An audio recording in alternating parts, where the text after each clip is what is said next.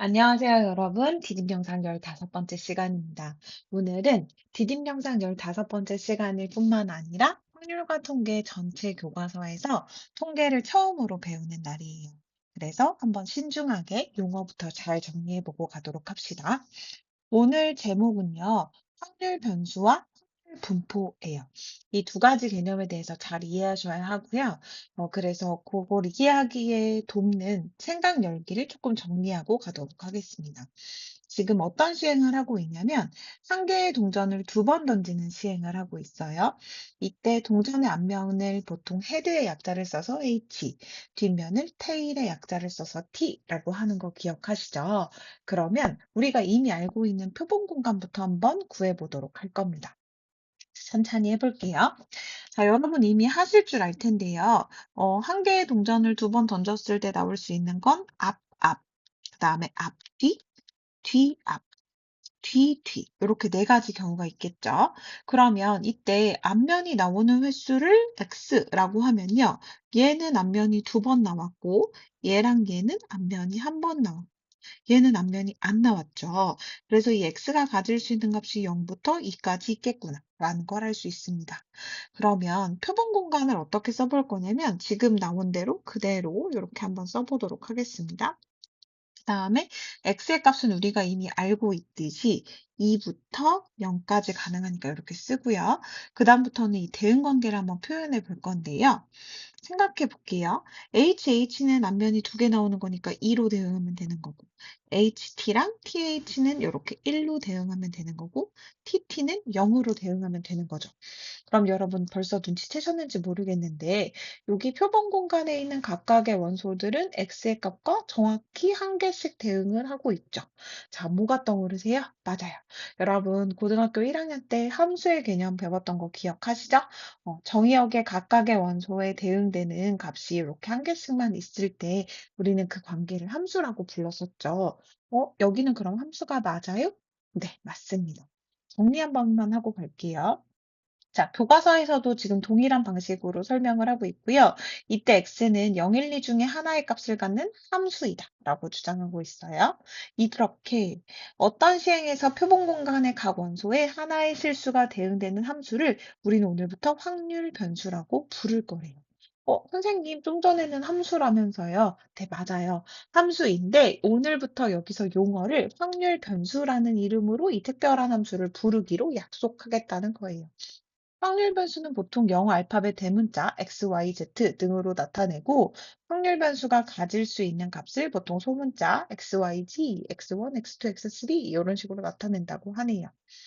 확률 변수는 표본 공간을 정의역으로 하고, 그다음에 실수 전체의 집합을 공역으로 하는 함수이지만, 왜 확률 변수라는 이름이 붙었냐면, 변수의 역할을 하기 때문에 확률 변수라고 부르기로 약속했다. 이 정도로 기억을 하시면 좋을 것 같습니다. 그리고 문제는 한번 수업 시간에 풀어보고요. 우리는 한번 정리를 하고 갈 건데요. 확률 변수가 가질 수 있는 값이 유한계일 수도 있고요. 무한히 많더라도 자연수처럼 셀 수 있을 때, 영어로는 셀 수 있다를 countable이라고 하거든요. 셀 수 있을 때 그 환수 확률 변수를 이산 확률 변수라고 부른대요. 여러분 이때 2랑 이때 3을 한번 기억을 해두어 볼게요. 이때 2는요. 떠날 이라는 뜻을 가지고 있대요. 떠날 이. 그다음 이때 4는요. 흩어질 산이라는 뜻을 가지고 있습니다. 다시 말하면 떠나고 흩어지고 여러분 이산가족 들어보셨죠? 그 이산가족 할 때 그 이산과 정확하게 동일해요. 이사 가다 할 때 그 이자고요. 분산되다 할 때 그 산자예요.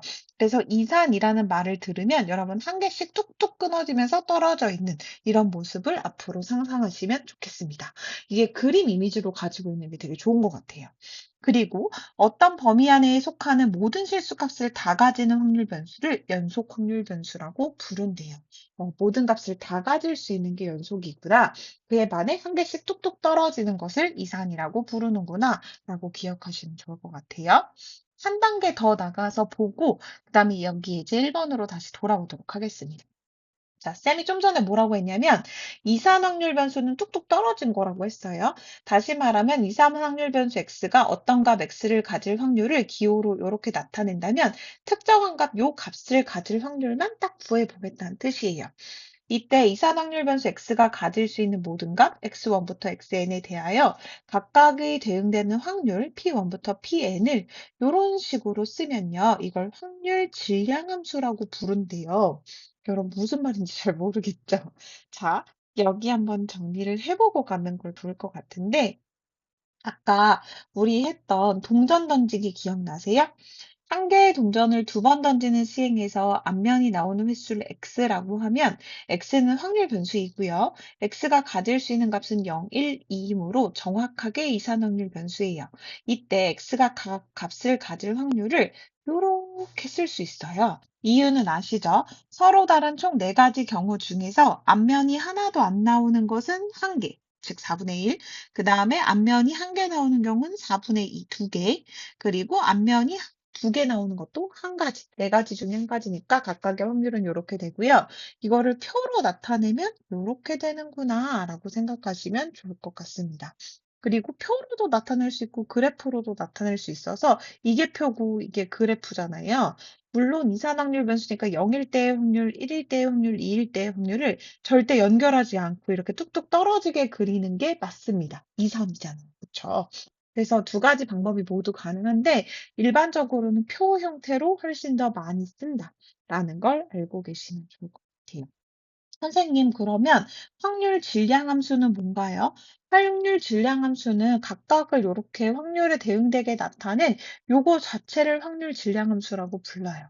요거 자체를 확률 질량 함수라고 부르고요. 확률 질량 함수는 문제 상황에 따라 이렇게 각각 나타내기도 하고 한 번에 쓸 수 있는 경우도 있습니다. 뒤에 예제에서 한번 또 확인해 볼게요. 확률 질량 함수의 대응 관계를 이산 확률 변수 x의 확률 분포라고 하는데요. 그 확률 분포를 표로 나타낸 게 요거라고 기억하시면 좋을 것 같아요. 요렇게 그래프로 나타낼 수도 있고요. 일반적으로 이렇게 나타낸다라고 생각하시면 됩니다. 그럼 잠깐 다시 앞으로 돌아갑니다. 자, 예제 1번 볼 건데요. 여러분, 이산이랑 연속 구별할 수 있겠죠? 어려운 거 아니거든요. 어떤 게 이산이고 어떤 게 연속인지부터 먼저 한번 구별해 보도록 하겠습니다. 볼링공을 계속 굴리는 시행에서 스트라이크를 성공할 때까지 공을 굴린 횟수는 이걸 만약에 x라고 하면요. 이거는 처음에 성공할 수도 있고 두 번째, 세 번째, 네 번째 막 이런 식으로 계속 셀 수 있는 거죠. 무한히 많더라도 자연수와 같이 셀 수 있을 때 우리는 그걸 뭐라고 한다고요? 맞아요. 이산확률 변수라고 한다고요. 그래서 처음에 성공하는 경우를 이렇게 두 번 실패하고 성공하는 경우 실패, 실패, 성공, 실패, 실패, 실패, 성공 이런 식으로 지금 표본 공간 만든 거 보이세요? 그럴 때 x의 값에 대응하는 게 각각 1, 2, 3, 4로 이렇게 늘어나는 거 보이시죠? 솔직히 x의 값이 100이 되든 1000이 되든 우리는 셀 수 있으니까요. 이렇게 셀 수 있는 경우를 우리는 이산 확률 변수라고 한다. 그리고 1과 2 사이의 값 같은 이런 특별한 막 소수점 값들은 갖는 것이 아니죠. 뚝뚝 떨어진 자연수와 같이 뚝뚝 떨어진 값들을 갖고 있기 때문에 이런 경우가 이산 확률 변수이구나라고 생각하시면 됩니다. 반면에 7분 간격으로 도착했던 어떤 버스를 기다리는 시간을 측정하는 시행이 있대요. 그럼 시간을 지금 확률 변수 x라고 잠깐 놓은 거예요. 그럼 버스를 기다리는 시간은요, 7분 간격이라고는 하지만 7분에 딱 정확하게 도착하지는 않겠죠. 자, 그래서 버스를 기다리는 시간은 대부분 0분에서 7분 이렇게 이내로 볼 수 있는데 0 이상 7 이하의 모든 실수값을 가져요. 다시 말하면 6.5 이런 것도 가능하죠. 6분 30초. 그래서 연속 확률 변수라고 할 수 있다. 요 사이에는 6.555 뭐 이런 것도 가능하기 때문에 사실 셀 수 있는 게 아니에요. 그래서 모든 실수의 값을 대상으로 하는 확률 변수를 연속 확률 변수라고 부른다. 하는 거 기억하시면 좋을 것 같습니다. 그러면 마지막으로 우리 예제 2번 한번 하고 끝내볼게요. 확률 질량 함수를 좀 잘 정의하고 끝내기 위해서 마지막 예제 2번을 해볼 건데요. 이산 확률 변수의 확률 질량 함수 P는요, 이런 식으로 정의가 되고요. 당연히 이건 각각의 확률이니까 그때그때의 확률은 항상 0과 1 사이의 값을 가질 거고, 확률의 총합은 늘 1이 될 거고, 그리고 특정 구간의 확률을 구하라고 하면 그 사이의 확률을 실제로 더해 보시면 돼요. 예제 2번을 통해서 한번 제대로 알아보도록 하겠습니다. 자, 남학생 4명과 여학생 3명으로 구성되어 있는 봉사 동아리에서 3명을 임의로 뽑는 시행을 할 때 뽑힌 여학생의 수를 확률 변수 x라고 하자. 그때 확률 분포를 표로 나타내시오. 자, 여러분, 표로 나타내기 위해서는 제대로 확률 질량 함수부터 구할 필요가 있어요. 그러니까 만약에 선생님한테 이거를 문제를 풀라고 했다면 일단 확률 질량 함수를 먼저 구할 거예요. 확률 질량 함수는 어떤 느낌이냐면 이렇게 쓰시면 됩니다. x가 특정한 값 x를 가질 확률을 이렇게 표현해 볼 건데요. 전체 몇 명 중에 몇 명을 뽑는 시행이죠? 맞아요. 남학생 4명, 여학생 3명 중에 총 3명을 뽑는 거니까 7명 중에 3명 뽑는 거죠. 그래서 분모는 7C3이 될 거예요. 그때 뽑힌 여학생의 수를 확률 변수 x라고 하니까 이 여학생 3명 중에 몇 명이 뽑혔는가가 확률 변수 x에 해당하는 값을 가질 거예요. 그래서 선생님이라면 3명 중에 x명 뽑는 거 이런 식으로 표현을 할 겁니다. 그리고 남학생 4명 중에서도 뽑아야 되는데요. 우리 총 몇 명 뽑아야 되죠? 그쵸? 3명 뽑아야 되죠. 그러니까 여기 옆에는 뭐가 들어가면 되겠어요? 3 빼기 x가 들어가면 되겠죠. 맞아요. 여기 x 뽑았으니까 여긴 3 빼기 x 뽑아야 합쳐서 3명이 되는 거잖아요. 그리고 이거는 동시에 뽑는 거니까 당연히 곱하기로 표현하면 될 겁니다. 그래서 정리해보면요. 여학생이 뽑히는 수니까 여학생의 x를 넣어주고요. 남학생에는 전체 뽑는 인원 고려해서 3 빼기 x라고 적고요. 이때 가능한 x값은 0, 1, 2, 3 이렇게 생각하면 될 겁니다.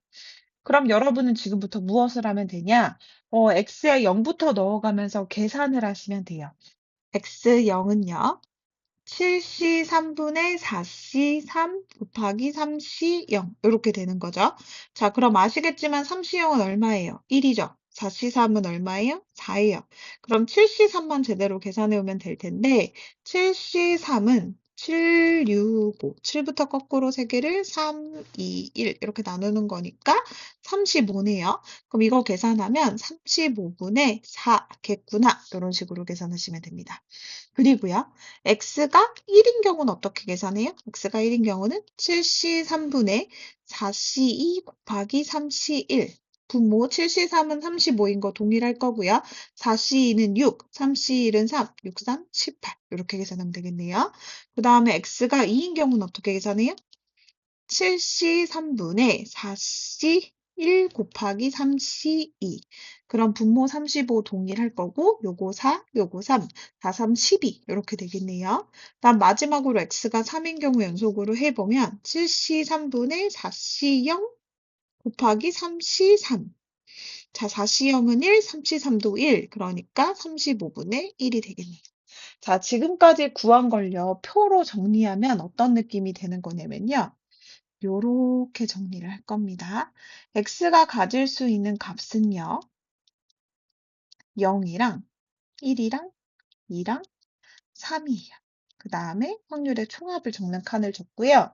자, 우리 아까 좀 전에 계산했던 거 기억을 되살려보면 분모는 35로 다 동일했어요. 그 다음에 여기 앞에 계산해보면 이거 마지막 게 1이었고요. 나머지 찬찬히 해보면 4, 18, 12 이렇게 나온 거 기억하시죠? 이렇게 나타낸 것을 우리가 뭐라고 부르느냐?